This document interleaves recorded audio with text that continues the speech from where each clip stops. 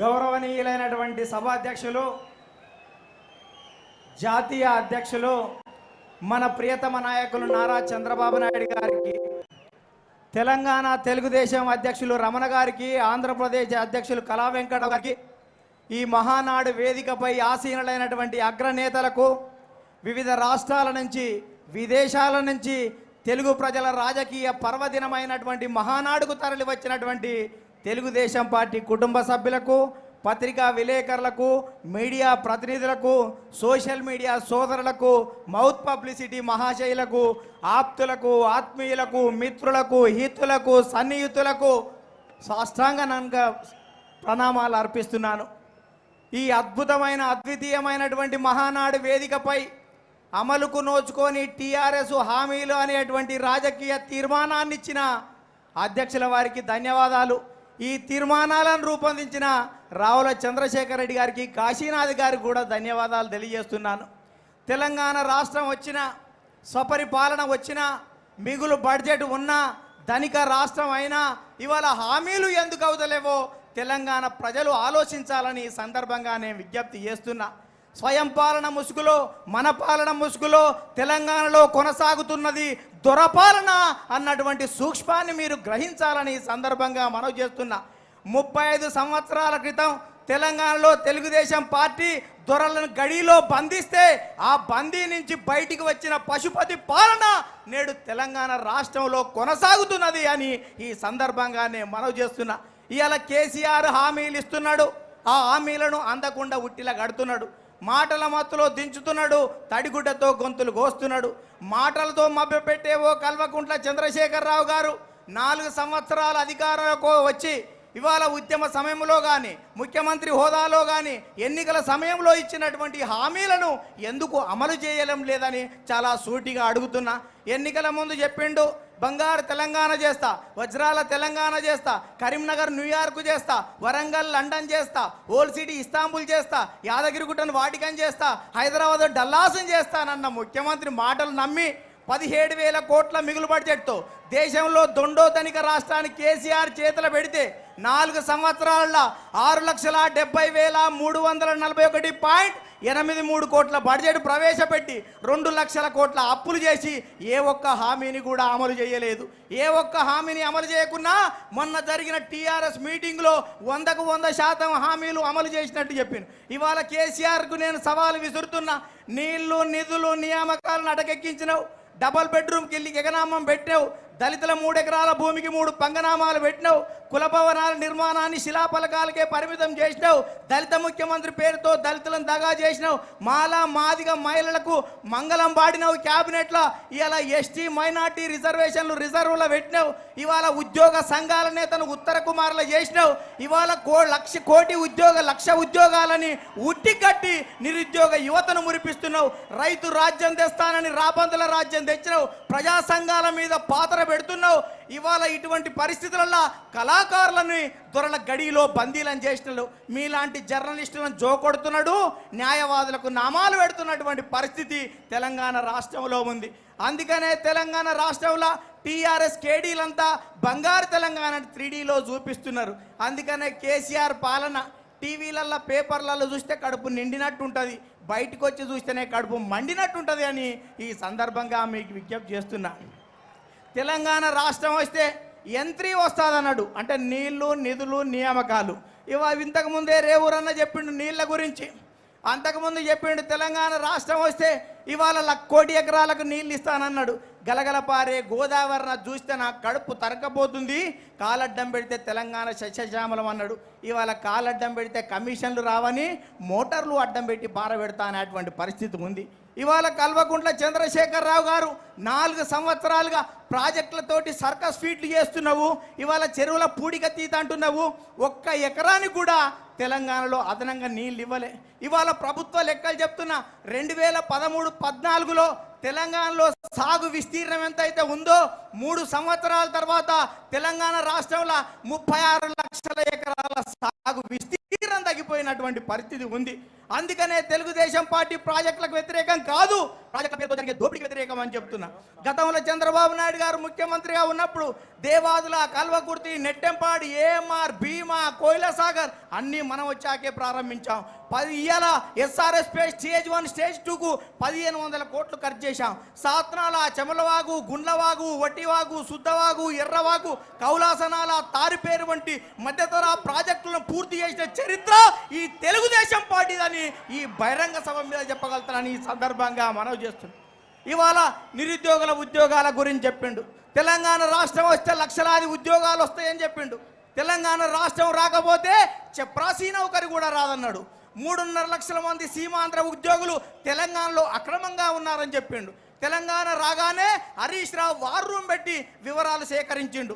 ఆ 3.5 లక్షల ఖాళీలు ఏమైనాయి అని అడుగుతున్నా. హరీష్ రావు ఏర్పాటు చేసినటువంటి వార్ రూమ్ వివరాలు ఏమైనాయి అని అడుగుతున్నా. ఇవాళ తెలంగాణ రాష్ట్రంలో 2.5 లక్షల ఉద్యోగాలు ఖాళీగా ఉన్నట్లు ఆర్థిక శాఖ తేల్చినా, ఇవాళ 4 సంవత్సరాలలో 50,000 మంది పదవీ విరమణ చేసిన, నూతన జిల్లాల వల్ల, నూతన మండలాల వల్ల 30,000 ఉద్యోగాల అవసరాలు ఉందని చెప్పినా ఈ ప్రభుత్వం మాత్రం కేవలం 1,10,012 ఉద్యోగాలు ఖాళీలు ఉన్నట్లు అసెంబ్లీలో చెప్పింది. ఇప్పటి కేసీఆర్ 72 సార్లు ప్రకటన చేసిండు ఉద్యోగాలు ఇస్తానని, ఇవాళ నోటిఫికేషన్లు రావడం లేదు, ఆయన ప్రకటనలు వచ్చేటువంటి పరిస్థితి ఉంది అని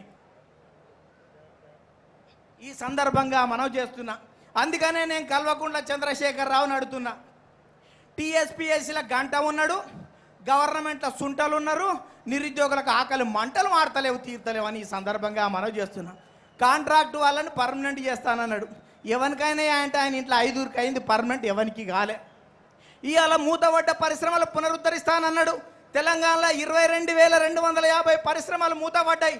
గతంలో చెప్పిండు ఆంధ్ర పాలకులు ఆల్విన్, డిపిఆర్తో పాటు ఇవాళ ఐడిపిఎల్ అజంజాయి మిల్లును మూసేసినరని చెప్పిండు. ఇవాళ కేసీఆర్ అధికారంలోకి వచ్చిన తర్వాత Sirpur paper mill, AP rayons, OCTL, Nizam sugars కూడా మూత వేస్తున్నటువంటి పరిస్థితి. చంద్రబాబు నాయుడు గారు గతంలో తెలంగాణ ప్రజల కోసం, తెలుగు ప్రజల కోసం ఆయన ఇన్ఫోసిస్ తెచ్చిండు, ఐఆర్డిఏ తెచ్చిండు, IIIT తెచ్చిండు, ఐఎస్బి తెచ్చిండు, ఐసిఐసి తెచ్చిండు, నల్సార్ తెచ్చిండు, నేషనల్ ఇన్స్టిట్యూట్ ఆఫ్ కన్స్ట్రక్షన్స్ వచ్చింది. ఇవాళ అనేక కంపెనీల వల్ల 15 లక్షల మందికి ఉపాధి దొరికింది. మనం గతంలో ఐటీ తెస్తే ఈయన లూటీ మొదలుపెట్టిండు. మనం ఉన్నప్పుడు జాబ్ మేళాలు ఉండే, ఈయన వచ్చినాక జబర్దస్తి వసూళ్ళ మేళాలు స్టార్ట్ అయినాయి. అయాల సాఫ్ట్ స్కిల్స్ ట్రైనింగ్ ఉండే, ఇవాళ కలెక్షన్ స్కిల్స్ ట్రైనింగ్ ఉన్నటువంటి పరిస్థితి ఉంది. ఆల్ టైప్ చాటింగ్ అప్పుడు ఉండే, ఆల్ టైప్ చీటింగ్ ఇప్పుడు మొదలయ్యింది అని ఈ సందర్భంగా మనవి చేస్తున్నా. అందుకనే తెలంగాణలో ఈ మధ్య ఒక మెజిషియన్ వచ్చిందంట హైదరాబాద్కు. ప్రపంచంలో ఆయన ప్రదర్శన చూసి అందరూ బాగా మెచ్చుకున్నారు. నేను హైదరాబాద్లో ప్రదర్శన చేద్దామని పెరేడ్ గ్రౌండ్లో ఆ మెజిషియన్ పెద్ద ఎత్తున కూడా మెజిషియన్ కార్యక్రమాలు చేపట్టిండు. లక్షలాది మంది తెలంగాణ ప్రజలు వచ్చిండ్రంట. ఆ మెజిషియన్ ఫస్ట్ ఒక కోడిని మాయం చేసిండు, తెలంగాణ ప్రజలు స్పందిస్తలేరు. తర్వాత ఆటోను మాయం చేసిండు, తెలంగాణ ప్రజలు స్పందిస్తలేరు. బస్సును మాయం చేసిండు, తెలంగాణ ప్రజలు మాయం చేస్తున్నారు. వానికి డౌట్ వచ్చి మన సిల్వేర్ కాశీనాథ్ లాంటి ఆయనను చూసి జర జనంలో పోయి అనుకో ఎవ్వడు రెస్పాండ్ అయితలేడు అని ఓ ముసలాయన దగ్గర పోయి అడిగిండంట. ఎందుకు రాబోయాడు అన్ని మాయం చేస్తుంటే ఒక్కడన్నా చప్పట్లు కొడతలేవంటే, వీని మొఖం వీడేం మాయం చేయించిండు, మా కల్వకుంట్ల చంద్రశేఖర్ రావు చూడు అమరుల లెక్క మాయం చేసిండు, జిహెచ్ఎంసీ అప్పుడు లక్షలాది మంది ఆంధ్రలో ఓట్లు మాయం చేసిండు, ఇవాళ నయం డంపు మాయం చేసిండు, ఇవాళ సిర్పూర్ పేపర్ మిల్లు మాయం చేసిండు, మావోడు మాయం చేస్తే ఆనవాళ్ళు కూడా దొరికాయి, ఆయన ముందల ఈందేంది అనేటువంటి పరిస్థితి తెలంగాణ రాష్ట్రంలో ఉంది అని ఈ సందర్భంగా నేను మనవి చేస్తున్నా. ఇవాళ దళితులకు 3 ఎకరాల భూమి ఇస్తానన్నాడు. ఇవాళ దళితులకు 3 ఎకరాల భూమి ఇస్తానని ఈ 4 సంవత్సరాలలో 4,939 మంది రైతులకు 12,745 ఎకరాల భూమి ఇచ్చిండు. 3 లక్షల మంది దళితులకు భూమి రావాలంటే ఎన్ని సంవత్సరాలు పడుతుందో చెప్పగలవా అని నేను స్పష్టంగా అడుగుతున్నా. ఇప్పుడు ఎవడన్నా భూమి కావాలని కేసీఆర్ కాడికి పోతే జర ఆగరా ఆదరా, జిల్లాలు పెంచినగా, మండలాలు కూడా పెరిగినాయిగా, జర భూమి కూడా పెరుగుతుంది, ఆగు పెరిగిందంతా నీకు ఇస్తా అని చెప్పినా ఆశ్చర్యపోవలసినటువంటి అవసరం లేదు అని ఈ సందర్భంగా మనవి చేస్తున్నాం. ఇలా విద్యా విధానం గురించి చెప్పిండు. నేను అమెరికా బ్రిటన్ దేశాల మధ్య కామన్ స్కూల్ పెడతా, అందరు పోరలు అల్లనే చదవాలి, నీ మన్మడు నా మన్మడు కూడా అల్లనే చదవాలని చెప్పిండు. పోరగాళ్ళు బల్లెకి రాకపోతే పోలీసు వాళ్ళు తీసుకురావాలన్నాడు. ఇవాళ తెలంగాణ రాష్ట్రం వచ్చిన తర్వాత 10 లక్షల మంది విద్యార్థులు బడికి డ్రాప్ అవుట్స్ ఉన్నటువంటి పరిస్థితి. అమీన్ సాబ్ ఏం చేస్తుండు, సర్కల్ సాబ్ ఏం చేస్తుండు, పోలీసు వాళ్ళు ఏం చేస్తున్నారు, ఈ పొంకనాల పోషెట్టి గౌరవనీయులు కల్వకుంట్ల చంద్రశేఖరరావు ఏం చేస్తున్నాడు అని అడుగుతున్నా. గతంలో చంద్రబాబు నాయుడు గారు తెలంగాణ బిడ్డల కోసం, బడుగు బలహీన వర్గాల కోసం కిలోమీటర్కు ఒక ప్రాథమిక పాఠశాల, 3 కిలోమీటర్కు ఒక ఉన్నత పాఠశాల, మండలానికి ఒక జూనియర్ కళాశాల, రెవెన్యూ డివిజన్కి ఒక ఇంజనీరింగ్ కళాశాల, జిల్లాకు ఒక మెడికల్ కాలేజీలు ఏర్పాటు చేసినటువంటి చరిత్ర చంద్రబాబు నాయుడు గారిది. అప్పుడు ఉమ్మడి రాష్ట్రంలో 23,000 పాఠశాలలు, 1,047 ఉర్దూ పాఠశాలలు, 4,352 అప్పర్ ప్రైమరీ స్కూళ్ళు, 906 ప్రైవేట్ జూనియర్ కళాశాలలు, 362 ప్రభుత్వ జూనియర్ కళాశాలలు, 131 ఇన్సెంటివ్ జూనియర్ కళాశాలలు, 1,295 డిగ్రీ కళాశాలలు, 275 B Ed, 276 MCA, 206 MBA, 188 engineering, 27 medical కాలేజీలు, 27 ఫిజియోథెరపీ కాలేజీలు, 31 నర్సింగ్ కాలేజీలు ఏర్పాటు చేసిన చరిత్ర నారా చంద్రబాబు నాయుడు గారిని ఈ సందర్భంగా మనం చేస్తున్నాం. ఇవాళ కేసీఆర్ అధికారంలోకి వచ్చిన తర్వాత 4,637 పాఠశాలలు మూతపడ్డాయి, 277 ఇంజనీరింగ్, 270 ఇవాళ ఫార్మసీ ఇంజనీరింగ్ కాలేజీలు మూతపడ్డాయి. ఇవాళ 434 ప్రైవేట్ జూనియర్ కళాశాలలు మూతపడ్డాయి. ఇవాళ 400 డిగ్రీ కాలేజీల మూతకు రంగం సిద్ధం చేసినటువంటి పరిస్థితి తెలంగాణ రాష్ట్రంలో ఉంది అంటే ఇవాళ మనం ఆలోచించాలని మీ అందరికి కూడా విజ్ఞప్తి చేస్తున్నా. ఇవాళ డబుల్ బెడ్రూమ్ ఇండ్ల గురించి చెప్పిండు. ఆంధ్రలో ఇచ్చిన 50 ఇండ్లు కాలు పెడితే సాపుకునేటట్టు లేదని చెప్పిండు, బట్టలు మార్చుకునేటట్టు లేదు ఆడోళ్ళు అని చెప్పిండు, అల్లుడు వస్తే బిడ్డ వస్తే ఏడ వండుకోవాలని చెప్పిండు. 70 ఇల్లు మనకొద్దు బిడ్డ, డబల్ బెడ్రూమ్ ఇల్లు కట్టిస్తానన్నాడు. ఈ రాష్ట్రంలో 22 లక్షల మందికి డబల్ బెడ్రూమ్ ఇల్లు కావాలి. ఈ 4 సంవత్సరాలలో 9,522 ఇండ్లు మాత్రమే కడితే 22 లక్షల మందికి ఎన్ని వందల సంవత్సరాలు పడుతుందో చెప్పగలుగుతావా అని అడుగుతున్నా. అయ్యా ఓ కల్వకుంట్ల చంద్రశేఖరరావు, నువ్వు 8వ నిజాంవి, నీ కొడుకు 9వ నిజాం సిరిసిల్లలు ఉన్నాడు, నీ మనవడు 10వ నిజాం పాఠశాలలు ఉన్నాడు, ఆయన టైం వచ్చినా మాకు ఇండ్లు వస్తాయా అని చాలా సూటిగా అడుగుతున్నా. ఇలా ఎవరికి ఇవ్వలు లేవకున్నా పంజలగుట్టలో మాత్రం ఇవాళ పెద్ద ఎత్తున ప్రగతి భవన్ కట్టుకున్నాడు. ఆ ప్రగతి భవన్ చరిత్ర చూస్తే అలా బ్రాహ్మణులంతా పిలిచిండు, తెలంగాణ బ్రాహ్మణులంతా పిలిచి, తెలంగాణ బ్రాహ్మణులకు నిష్ఠ ఎక్కువ, ఆంధ్ర బాపనులకు ఆడంబరాలు ఎక్కువ అంటే మా వాళ్ళు చప్పట్లు కొట్టి వచ్చారు. తెల్లవారుజామున ఓపెనింగ్ ఎవరితోటి చేయించిండంటే చిన్న జిఆర్ స్వామి అని ఆంధ్ర బ్రాహ్మణ ఆయన తోటే చేయించిండు. అందుకనే ఇవాళ మనం చూడాలి, ఇవాళ కులాల మధ్య చిచ్చు పెడతాడు, ఇవాళ ఓట్ల కోసం రాజకీయాలు ఆడతాడు. గొల్లలకు గురుమలకు మధ్యన, ముదిరాజులకు గంగపుత్రులకు మధ్యన, లంబాడాలకు ఆదివాసులకు మధ్యన, మాదిగలకు మధ్యన, నిరుద్యోగులకు ఉద్యోగుల మధ్యన తాకులాట పెట్టి తమాషా చూస్తున్నటువంటి పరిస్థితి తెలంగాణ రాష్ట్రంలో ఉంది. తెలంగాణలో ఇండ్లు ఇస్తా అంటే అయ్యా 4 కొడుకులు అంతకుముందు ఉండే మా ఇంటి పక్క పొంటి ఇంట్లో 4 ఫ్యామిలీ కలిసి ఉండేది, ఇండ్లు ఇస్తాడని ఇంటి మీద అన్ని బై నంబర్లు వేసిరు, ఇన్ని ఫ్యామిలీలు ఉన్నాయని. ఇక కేసీఆర్ వచ్చిండు, మాకు ఇల్లు వస్తుందని అందరూ బై నంబర్ అన్నతోటి తమ్ముతోటి వేయించిండు. ఇవాళ బై నంబర్లు వేసిన తర్వాత తండ్రి అరే ఇప్పుడే నెంబర్ వేసి మీరు బయటికి వెళ్ళని అలా బయటికి వెళ్ళగొట్టిండు. ఆ ఫ్యామిలీ ఇండ్లు ఇస్తుంటే డివైడ్ అయింది. కేసీఆర్ మాత్రం సడగుడు కొడుకు ఎంపీ ఇచ్చిండు, అల్లునికి ఎమ్మెల్యే ఇచ్చిండు. ఈయన పదవులు ఇచ్చుకుంటే ఈయన ఫ్యామిలీ ఏమో యునైట్ చేస్తున్నాడు. ఇవాళ పథకాల పేరు చెప్పి పబ్లిక్ మాత్రం డివైడ్ చేస్తున్నటువంటి పరిస్థితి ఉంది. ఇవాళ రైతులకు రాత్రి లేదు, పగలు లేదు, చలి లేదు, ఎండ లేదు. ఇవాళ ఎకరాకు 1 కోటి రూపాయలు పండించిన ఆధారిత రైతని కేసీఆర్కి అధికారం ఇస్తే ఇవాళ దేశంలో రైతు ఆత్మహత్యల్లో 2వ స్థానంలో ఉన్నాం. అయ్యా ఇవాళ 15% వ్యవసాయ ఆర్థిక రంగాల నుంచి ఆదాయం వస్తుంటే కేవలం బడ్జెట్లో 2% ఉంది. ఇవాళ 4 సంవత్సరాలలో మాఫీ కానీ రుణమాఫీ, కానరాని కరువు సహాయం, దక్కని విత్తన రాయితీ, పెరిగిన ఎరువుల ధర వల్ల, గిట్టని గిట్టుబాటు ధర వల్ల 3,421 మంది రైతులు ఆత్మహత్యలు జరుగుతున్నటువంటి పరిస్థితి. ప్రకృతి కనకరించడం లేదు, కేసీఆర్ సహకరించడం లేదు, పరిపాలన ఘోరంగా ఉంది, రైతు బతుకు భారంగా ఉంది అని ఈ సందర్భంగా మనం చేస్తాం. తెలంగాణ రాష్ట్రం వస్తే నీళ్ళు వస్తాయి, నిధులు వస్తాయి, కొంపలు వస్తాయి, కొలువులు వస్తాయి అనుకున్నాం. ఇవాళ ఏం చేసిండు ఆయన? గొర్రెలు ఇస్తా, బర్రెలు ఇస్తా, పందులు ఇస్తా, మందులు ఇస్తా, సిల్కు స్మిత కట్టుకునే సిల్కు చీరలు ఇస్తా అని చెప్తున్నటువంటి పరిస్థితి. ఇవాళ త్యాగాల తెలంగాణను మొత్తం తాగుబోతుల తెలంగాణగా మార్చిండు. ఇవాళ తెలంగాణలో సౌత్ల లిక్కర్ వినియోగంలో మొదటి స్థానంలో ఉన్నాం. ఎక్సైజ్ అధికారులను సన్మానం చేసిండు. ఇవాళ తెలంగాణలో పరిస్థితి చూస్తే ఎక్సైజ్ వాళ్ళేమో తాగమంటుర్రు, పోలీసు వాళ్ళేమో ఊదమంటుర్రు. తాగినందుకు పన్ను కట్టాలి, ఊదినందుకు ఫైన్ కట్టాలి. మగోళ్ళనేమో సీసాలకు అలవాటు చేసిండు, ఆడోళ్ళనేమో సీరియళ్ళకు అలవాటు చేసిండు. ఇదేంద్రా పోయి అంటే ఇదే బంగారు తెలంగాణ అంటున్నటువంటి పరిస్థితి ఉంది.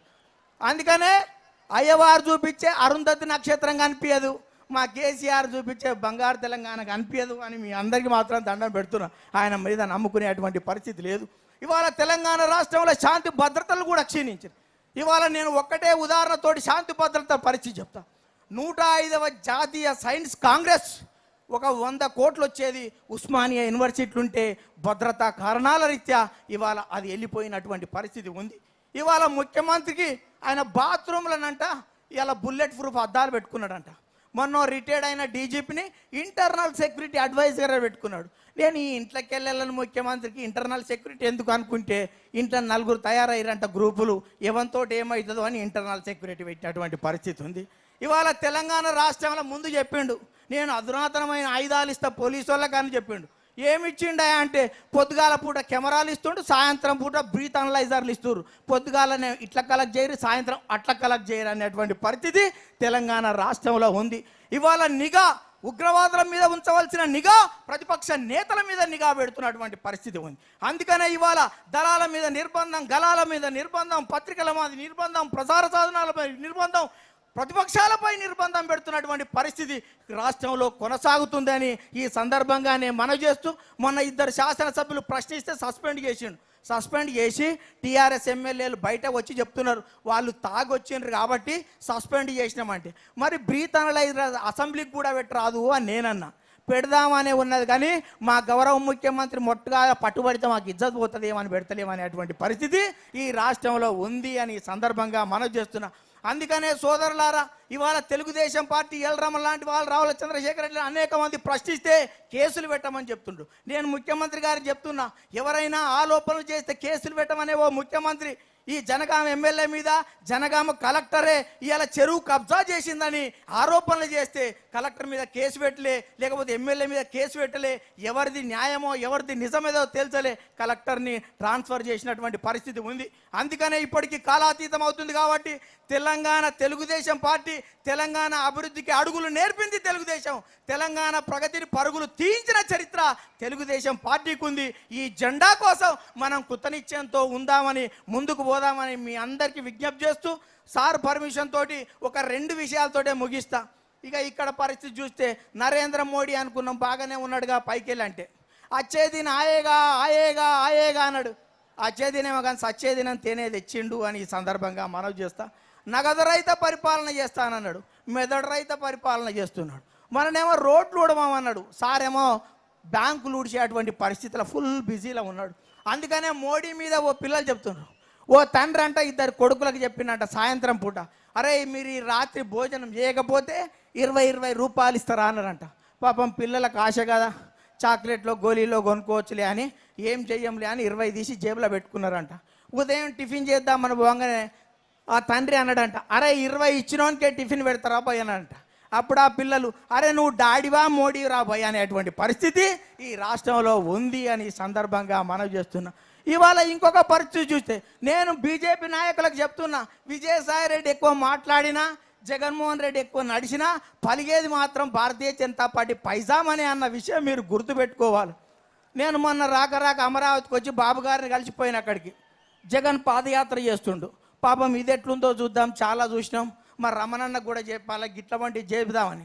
ఆయన పాదయాత్రలు ఏం చేస్తుండే అక్క అంటే, నెత్తిలో చేతులు పెడుతుండు, నుదుటికి ముద్దులు పెడుతుండు, చెంపకు చెంపలు పెడుతుండు, దవడకు గంధం పెడుతుండు, ఈపుల చేతులు పెడుతుండు. అది ముద్దుల పోటా గుద్దల పోటా నడిపిస్తేనే అటువంటి పరిస్థితి ఉంది.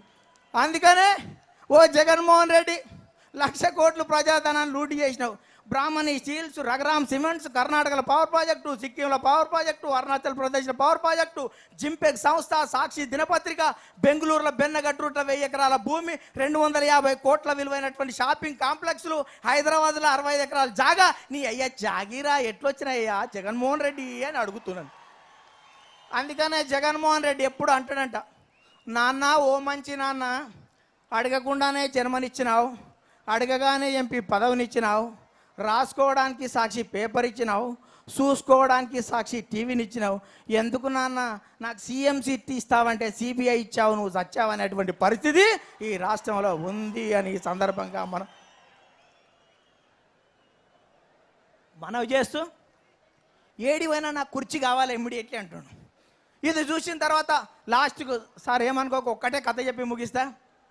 ఈ మధ్య తిరుపతిలో వెంకటేశ్వర స్వామి అల్వేలు మంగమ్మ ఇద్దరు కూర్చొని మాట్లాడుకున్నారంట. వెంకటేశ్వర స్వామి అన్నాడంట మంగమ్మతోటి, మంగమ్మ మనం జనం గుడి కట్టిస్తుండ్రు, గోపురాలు పెడుతుండ్రు, మనకు పూజలు చేస్తుండ్రు, వాళ్ళ కోసం ఏమన్నా చేద్దాం మంగమ్మ అన్నాడంట. దాంతో ఏంది స్వామి నువ్వేం చెప్తే గదే కదా అనేసి చెప్తే అప్పటి నుంచి ఏం లేదు మంగమ్మ, ఎవ్వరు వచ్చినా కానీ గర్భగుళ్ళకి రాగానే మనం లేచి నిలబడదాం అన్నాడంట. అప్పటి నుంచి ఎవ్వరు వచ్చినా కానీ ఇద్దరు లేచి నిలబడుతున్నాడు. ఈ మధ్య పోక జగన్మోహన్ రెడ్డి పోయిందంట. మంగమ్మ లేచింది, వెంకటేశ్వర స్వామి కూర్చున్నాడంట. ఈ మంగమ్మ అంటదంట, స్వామి లేవరాదు జగన్మోహన్ రెడ్డి వచ్చినాడు, నీకు తెలియదే కూసోవే అన్నట్టు స్వామి సైగ చేస్తున్నాడంట. నువ్వు చెప్పనన్నా చెప్పు, లేవనన్నా లే అని ఆమెనంట. నువ్వు కూసో అన్నట్టు స్వామి అంటున్నాడంట. 2 నిమిషాలు జగన్ చూసి బయటికి పోయిన తర్వాత ఆ మంగమ్మ అడిగిందంటే, ఎందుకు స్వామి ఆయన రాగానే కూర్చున్నామంటే, నీకు తెలియదేవా అని సంగతి, కుర్చీ లేక తిరుగుతుండు, మనం లేస్తాడు ఇంట్లో కూర్చుంటాడు అనేటువంటి పరిస్థితి రాష్ట్రంలో. ఆ తర్వాత కొద్దిగా దూరం జగన్మోహన్ రెడ్డి పోయిన తర్వాత మళ్ళా డౌట్ వచ్చిందంట స్వామికి. గర్భగుళ్ళకి వెళ్ళి వచ్చేసి మళ్ళా తొంగి చూస్తున్నాడంట. ఏమైంది స్వామి మళ్ళా తొంగి చూస్తున్నాం అంటే, వాని సంగతి తెలియదే, పోయేటప్పుడు ఉండి సంకలు పెట్టుకొని పోతుండో ఏమో వాడు. ఇటువంటి వ్యక్తులు రాజకీయాలలో, అందుకని ఏ పార్టీకి ఒకటే ప్రెసిడెంట్ ఉంటాడు. ఆయన ప్రెసిడెంట్, తల్లి ఏమో గౌరవాధ్యక్షురాలు, చెల్లి వాకింగ్ ప్రెసిడెంట్, భార్య వెయిటింగ్ ప్రెసిడెంట్. జగన్ జైలు యాత్ర, భారతి బెయిల్ యాత్ర, తల్లి ఢిల్లీ యాత్ర, చెల్లి పాదయాత్ర, అనిల్ మత ప్రచార యాత్ర, టీఆర్ఎస్ మన వైకాపా నేతలందరికీ తీర్థయాత్రలు తప్పని ఈ సందర్భంగా మనవి చేస్తూ, పూజ్యులు, గౌరవనీయులు, విజ్ఞులు, విజ్ఞానవేత్తలు, దేశభక్తులు, పురప్రముఖులు, గ్రామ పెద్దలు, యువకులు, మర్యాదస్తులు, శాంతిమూర్తులు, సకల కులాకోవిదులందరికీ మీకు కూడా పాదాభివందనాలు చేద్దాం. ఈ తెలుగు రాష్ట్రాల్లో తెలుగుదేశం పార్టీ జెండాను కాపాడుకుందాం. ఇక్కడ తెలుగుదేశం పార్టీని పురవైభవం తీసుకొద్దాం. మన నాయకుడిని ప్రపంచ స్థాయిలో చూడాలని ఆశిస్తూ ఆకాంక్షిస్తూ ముగిస్తున్నాను. ధన్యవాదాలు.